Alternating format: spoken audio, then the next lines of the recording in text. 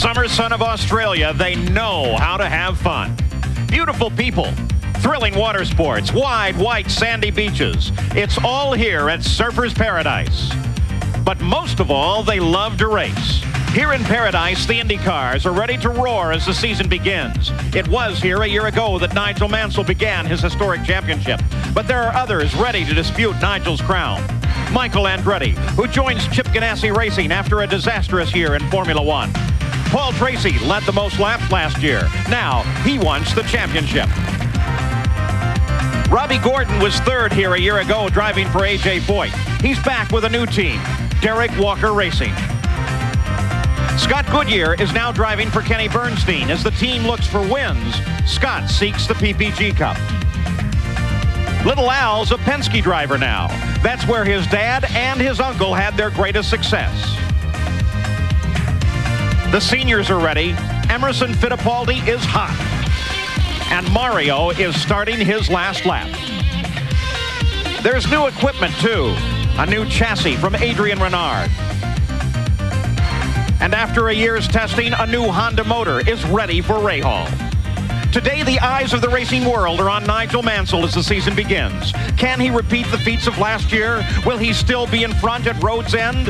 The chase begins now. The Pacific Ocean crashes ashore on the eastern coast of Australia at Surfers Paradise, the site of round number 1 of the PPG IndyCar World Series, the Valvoline Australian IndyCar Grand Prix. Well, good on ya, as they say here in the land down under. I'm Paul Page, and we are ready to start the IndyCar season, and it should be incredible. Throughout the winter, they've been working on new cars, new engines, new machines, new driver and team combinations that points to one of the best seasons we have ever seen in IndyCar racing. Now, we've got so many great stories for you. Let's begin with Jack Arute. Paul, 1 year ago, this man, Nigel Mansell, made his much-anticipated debut in IndyCar competition. From this same position, the pole position. He went on to win the race and 4 others on his way to his first IndyCar driving championship. But as they say to his fellow drivers, the honeymoon may be over. Witness this headline from a former IndyCar champion that was published just earlier this week here in Australia. Let's check in with my fellow pit announcer, Gary Gerould. And Jack, while Mansell was dominating IndyCar competition a year ago, Michael Andretti was experiencing bitter disappointment in his foray into Formula One. From the middle of last season, however, he's been focused on his return to IndyCar, and here he is now, side by side with Mansell in the front row in a brand new Reynard chassis for Chip Ganassi. And look at this. Today's paper, this photo yesterday in qualifying. This is how badly Michael Andretti is trying to unseat Mansell's dominance. Paul? Well, in that front row, Sam, you can just feel the tension. Well, Nigel and Michael have been so closely linked for the last 18 months, it's hard to believe they have never actually raced against each other. What about Michael? He has so much to prove here. Well, I think a win today for Michael would mean a lot more than just winning another race. I think it would be a form of redemption or therapy after his very difficult season in Formula One last year. I can't believe they're about to go wheel to wheel into turn 1. This is very exciting. Then there's some good news and bad news. Let's go back to Jack Arute. Well, Paul, consider Team Penske behind me. They came here this weekend anticipating a very good run, but during qualifying, they experienced some electrical problems where cars started to stall out, specifically with Paul Tracy, one of their top drivers. Add to this concern, they say they have cured the problem, they hope so, but add to this the fact that it's a 3-car team this year with former Indy 500 champion Al Unser Jr. Gary? Of course, Junior drove in recent years for Rick Gallis, but like Danny Sullivan, they've gone their separate ways, and Gallis is now a 1-car team, and the man in the spotlight is a young Mexican driver, Adrian Fernandez. He's been one of the big stories of this weekend. He has qualified 4th fastest. He starts outside in row number 2. Paul? Well, Bobby Unser, Adrian Fernandez is looking super. Paul, he is one lucky man. He's driving for the Rick Gallis team this year, and they're down to a 1-car team. Doesn't have a lot of experience in kart racing or IndyCar racing. He's only got 6 races, including this one, but he's driving for a good team. He's got a new car, and he's good on this type of circuit. What about the Penske team? Can they solve their problems? The Penske team should have it solved, but by the same token, one of their problems is they're the super team for the year. They're 3 top drivers, Fittipaldi, Tracy, and of course the addition of Little Al. Now, they've been having problems with the cars quitting over the chicanes, and the chicanes are having the curbs. The drivers go through, jump over the curbs. It's making the one car quit often. Hopefully that's cured. But there's one thing about the chicanes. There's 2 on the front straightaway, 2 on the back straightaway. Everybody should watch those today. There's going to be a lot of things happening there. Well, in just the last few seconds, light rain showers moved through the area of Surfers Paradise, wetting down the track. The cars have moved to their individual pits, so they can elect an option of moving over to rain tires. There you can see Teo Fabi's car. The rest of the field now shod with their new tires and ready to move back into action. Robbie Gordon's car already being pushed back out into position. So we've dampened the start of this first race of the season. But it's only a very light shower and shouldn't have any real effect on the start of the race other than to delay it just a few minutes. Let's go to Jack Arute. Well, Paul, while it may not actually affect the outcome of the race, it could in one respect. By putting on the rain tires and with the fact that the showers are passing through, the problem may occur that you'll not be able to run many laps with these rain tires because in the dry they tend to tear themselves apart. So you're going to totally change your pit stop strategy because if it continues to stay dry, they're going to have to come in much earlier than lap 17, which was the start of the pit stop window. Let's check with Gary Gerould. And Jack, what that means is it could very easily be a 3-stop race as opposed to a 2-stop race. Now, they need some yellow time because of the fuel concerns they always have when they come to Australia.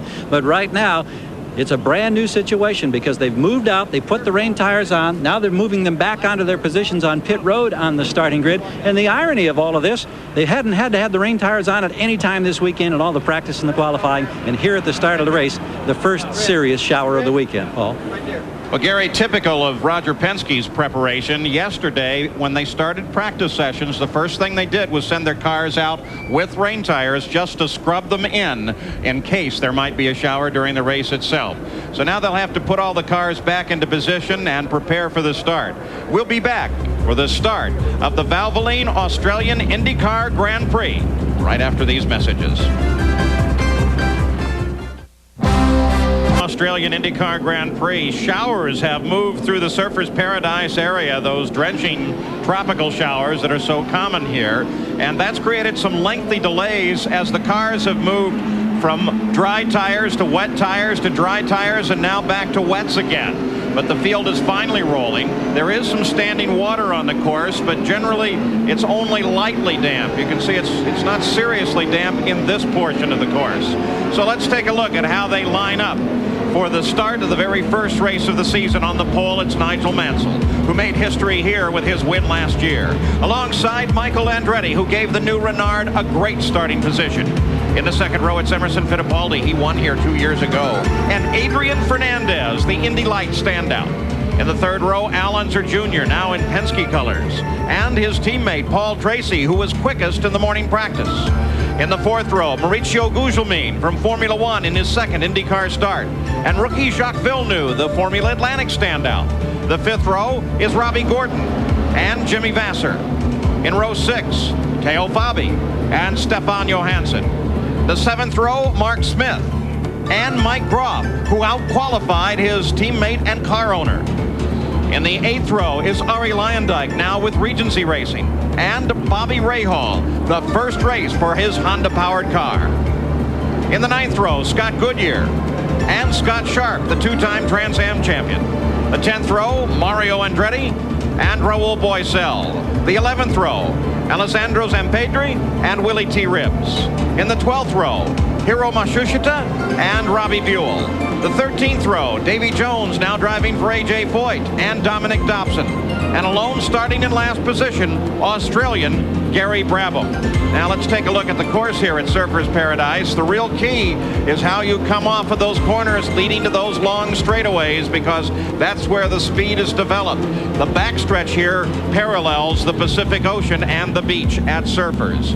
On the line here today as we take a look at the race analysis, it's 2.795 miles around, 65 laps, or 181.675 miles an hour.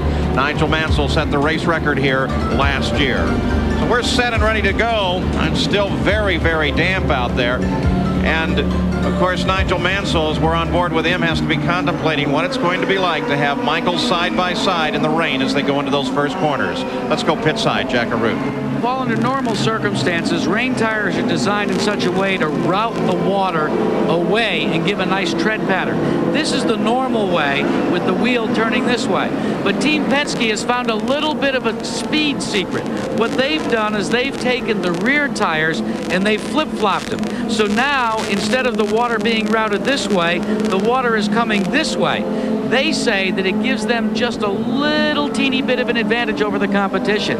They hope that it will give them that advantage, especially in what seems to be a drying condition. Gary?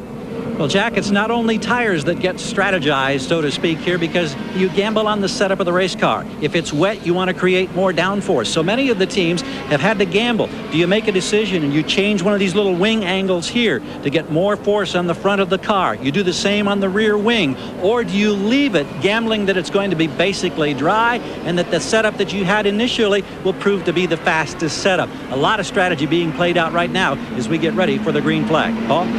Well, they sat in these race cars in the rain for a very long time. It had to be very uncomfortable. What does that do to your mindset, Bobby? Oh, it bothers them an awful lot, mainly because they've gone from dry to wet to dry to wet. They've seen the rain come and they've seen it go. And by now, that's really got a lot of their minds boggled. You see, some of the guys really don't want to run in the rain, Paul. Well, Bobby, in the struggle for the lead into turn one, remember that both Nigel and Michael can't rely on whatever they had planned to do in the dry. And it's all the more critical to lead out of that first chicane because with the spray coming off the tires, visibility for the second place man is not very good. We get a view of all of the cars. There comes Jacques Villeneuve through, Arie Luyendyk. All new colors, new numbers. We'll try to help you with those as we go through this race. Another thing to watch for that you'll see from a lot of the camera positions, because of the rain, you'll see where the cars normally run, and that leaves like what we call a groove. It'll be a little bit dry there. If you get out of that, it'll get very slippery. Certain drivers specialize in racing in the rain. Three of them sit right in the first few positions there. Both Nigel and Michael in the front row are brilliant rain drivers, and so is Emerson Fittipaldi. In fact, he won this race 2 years back in a last-minute moment. We're riding now with Michael Andretti. He is a master of the rain. We're going to see what's going to happen in turn one very shortly. I'll tell you what, though, I tend to bet on Emerson Fittipaldi when it comes to a rain race in the IndyCar. We have really not yet tested Nigel Mansell in the rain in an IndyCar. Well, one big thing, too, of course, are the tactics of when you stop to remove the rain tires if it's a drying race. Fittipaldi can rely on the strategy of the Penske pit, always on top of that situation. Not that Mansell, with his Peter Gibbons and the Carl Haas brain trust in that pit, isn't in a good position, too. All right, the field now comes through the final corner. You're on board with the pole sitter, Nigel Mansell. The very first green flag of the IndyCar season is lying just ahead and waiting. The two cars in the front row, the outside, Michael Andretti. As now the pace begins to pick up just a bit as they look for the green flag. And the yellow flag to start. No start. No start. All right, but Nigel got the jump, which is interesting. It was too much of a jump. He doesn't, well, you know, it's so important to lead the first turn because of what you said, Sam, the rain coming up from the other car. And he out-jumped Michael. He didn't give Michael a free run at it. Plus, he pushed him almost into the wall. Oh, no. Well, Boisel, a whole group that started in the, this is too bad. Nobody's hurt there, but 5 cars. What a way to start the beginning of the season. The course marshals all come in to check and make sure everyone is okay. Boisel, of course, in the orange and black car up against the wall. Willie T. Ribbs in the 24 car. Alessandro Zampredi in the 50 car. Boy, they just all went right in like an LA traffic jam. That's Robbie Looks Buell like Robbie back there Buell. as well. Yeah. We'll have a look at it here. Look at the top of your screen in there. That's where the trouble starts. So it looks like Zampredi got into the side of Raul Boisel as they came off of the corner and set off a chain reaction accident. And that, by the way, why the yellow came out, not for an improper start, but because this accident was occurring in the final turn as the field was streaming toward the green flag. So the race is under full course yellow with just one lap being worked at this time. Nigel Mansell will be scored in the lead position because he started on the pole.